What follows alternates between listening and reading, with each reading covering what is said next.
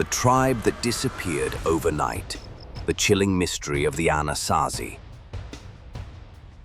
They carved homes into the cliffs. They painted spirals that still whisper through stone. And then, they vanished.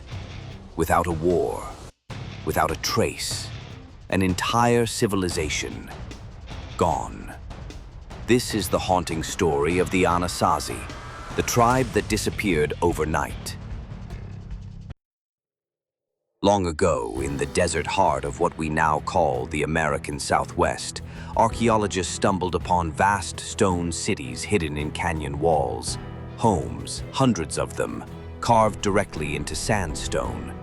Pottery scattered across floors, as if the owners had just stepped out. Food was still stored in sealed containers, tools left beside unfinished tasks. But no bodies, no signs of a massacre, no records explaining why they left, just silence. Who were the Anasazi? The name Anasazi was given by the Navajo. It means ancient enemies, but they called themselves something else, a name lost to time. They were master builders, engineers, astronomers. They tracked the solstice using shafts of light deep in their temples. They farmed corn in a dry, unforgiving land. They built towers, trade routes, and ceremonial chambers known as Kivas. These weren't scattered tribes. They were a civilization. The spiral on the walls of caves, on pottery, on stone, one symbol repeats. A spiral, clockwise, counterclockwise, drawn with care, always present. What did it mean? Some believe it was a portal. Others think it marked migration or time itself. But the truth? We don't know. We only know the spiral was sacred, and it followed them, even in their vanishing. Around 1300 AD, the Anasazi left.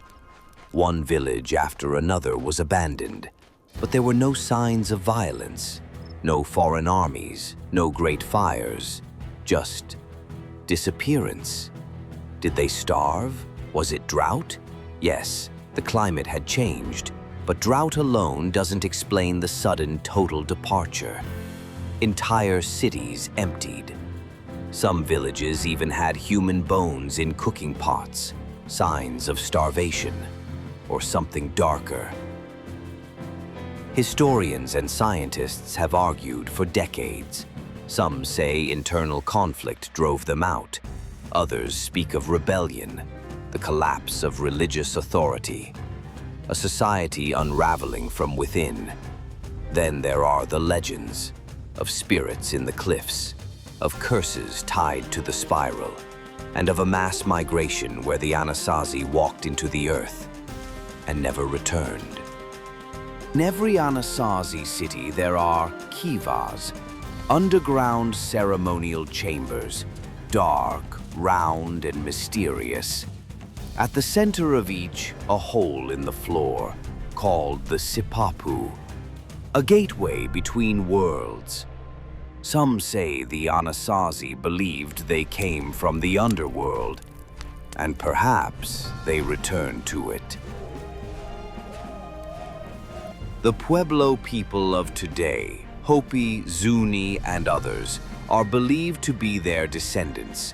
They carry stories passed down through generations, stories of drought, of violence, and of sacred migrations. But even they say, the ones who left the cliffs were not the same as those who arrived.